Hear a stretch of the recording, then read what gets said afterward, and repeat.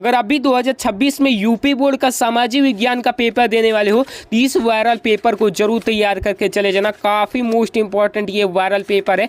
इसमें वही question add किए गए हैं जो हर साल ही आपके बोर्ड एग्जाम में पूछे जाते हैं। देखिए इसका कोड है 825 केडी कोड का। ये बिल्कुल वायरल पेपर है। इसी प्रकार से आपका पेपर रहेगा, सेम पैटर्न यही रहेगा, क्वेश्चन का लेवल सेम यही रहेगा। आपको अच्छे से तैयार करना है और इस वीडियो में आपको इसका पूरा का पूरा सोल्यूशन मिलेगा, चाहे शॉर्ट आंसर हो, लॉन्ग आंसर हो या फिर बहुविकल्पीय प्रश्न हो, पूरे का आंसर देने वाला हूं। देख लीजिए यहाँ पर समय आपका 3 घंटे 15 मिनट का मिलेगा। पूर्णांक आपका 70 नंबर मिलेगा।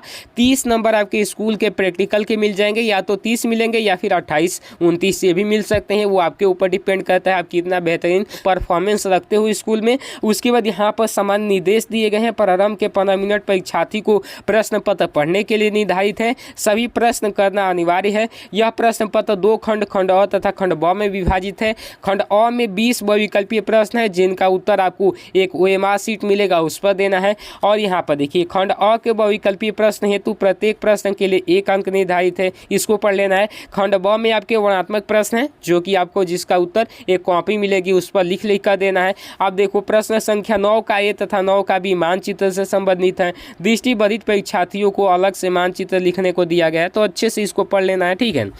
अब देखिए यहाँ पर खंड अ आपका आता है जिसमें आपके क्या दिए जाते हैं, जो सामान्य निर्देश में आपको पढ़ी कर बता ही दिया कि बहुविकल्पीय प्रश्न दिए जाते हैं। कितने नंबर के भाई, तो 20 नंबर के। तो देखो कह रहा है कि फ्रांस की क्रांति कब हुई थी। फ्रांस में जो क्रांति हुई थी कब हुई थी, तो 1789 ईस्वी में हुई थी। काफ़ी मोस्ट इंपॉर्टेंट क्वेश्चन है, प्रीवियस ईयर क्वेश्चन पेपर से लिया गया है, ठीक है ना।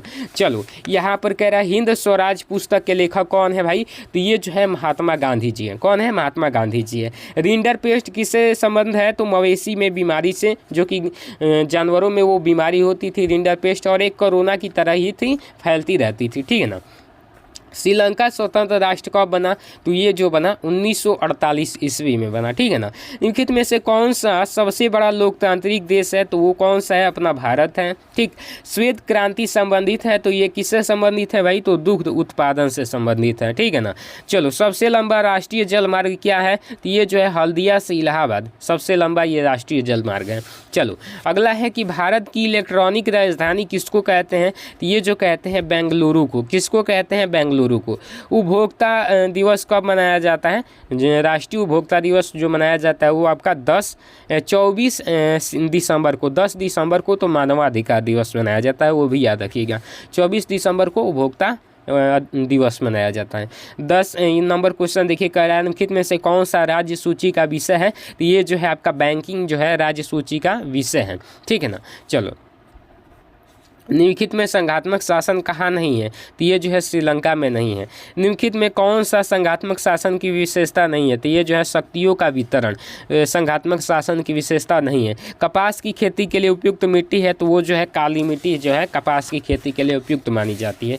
कर्तन दहन कृषि किस राज्य में पाई जाती है, तो ये पाई जाती है मिजोरम में। निम्नलिखित खनिजों में से कौन सा एक आधारभूत खनिज है, तो ये जो है लौह अयस्क है। निम्नलिखित में से कौन सा ऊर्जा का परंपरागत स्रोत है, तो ये जो है आपका कोयला है, ठीक। किसी देश का विकास को निर्धारित करने का आधार क्या है, नियमित कार्य, उपज की उचित कीमत, बेहतर मजदूरी, यानी कि इनमें से सभी जो है इसका राइट आंसर हो जाएगा, ठीक है ना।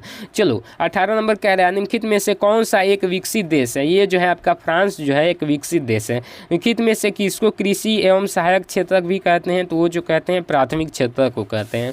चलो अगला क्वेश्चन है निम्न में से किस वर्ष उपभोक्ता सुरक्षा अधिनियम पारित किया गया, तो ये किया गया 1986 में। कब, 1986 में।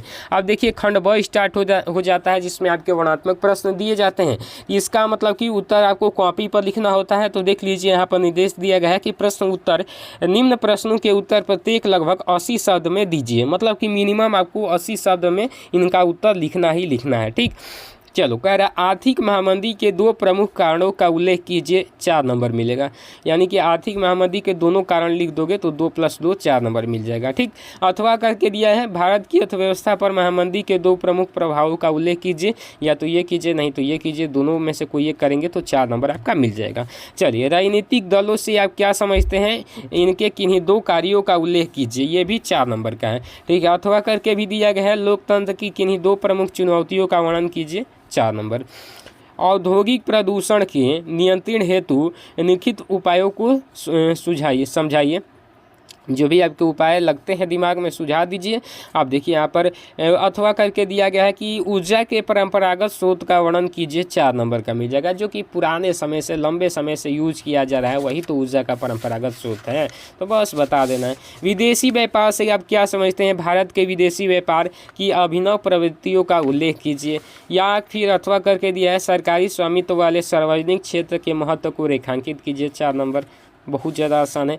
वर्णनात्मक प्रश्न सेकंड में दिया गया है। निम्नलिखित प्रश्नों के उत्तर प्रत्येक लगभग 80 शब्द में दीजिए। यूरोप में राष्ट्रवाद के उदय का इटली एवं जर्मनी के एकीकरण में योगदान बताइए, 3 + 3 6 नंबर का। अथवा करके दिया है कि भारतीय राष्ट्रीय आंदोलन में महात्मा गांधी द्वारा चलाए गए 3 प्रमुख आंदोलनों पर प्रकाश डालिए, ये भी 6 नंबर का है, कर लीजिएगा। लैंगिक असमानता से आप क्या समझते हैं? भारतीय राजनीति व्यवस्था में महिलाओं के प्रतिनिधित्व पर प्रकाश डालिए, ये भी 6 नंबर का है। चलिए अथवा करके भारत की संघात्मक व्यवस्था के प्रमुख विशेषताओं का वर्णन कीजिए, ये भी 6 नंबर का है। काफ़ी आसान है भाई।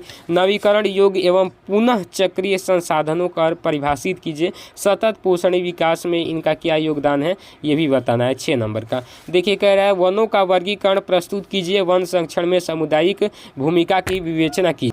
ये भी आपका काफ़ी मोस्ट इंपॉर्टेंट क्वेश्चन है, या फिर ये कीजिए या फिर ये कीजिए। वैश्वीकरण किसे कहते हैं? वैश्वीकरण को संभव बनाने वाले कारकों की विवेचना कीजिए, 3 + 3 6 नंबर। अथवा करके दिया है उपभोक्ता के अधिकारों से आप क्या समझते हैं? उपभोक्ता सुरक्षा अधिनियम 1986 की उपयोगिता पर भी विवेचना कीजिए, 6 नंबर इसका भी मिल जाएगा।